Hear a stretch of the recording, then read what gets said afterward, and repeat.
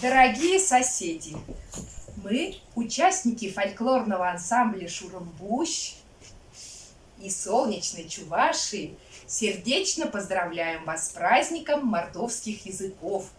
Желаем вам крепкого здоровья, счастья, благополучия, добра, мира. Родной язык – это богатство каждого народа, душа нации. Сохраняя свой язык, вы сохраняете культуру родного края, сохраняете традиции предков. Еще раз вас с праздником!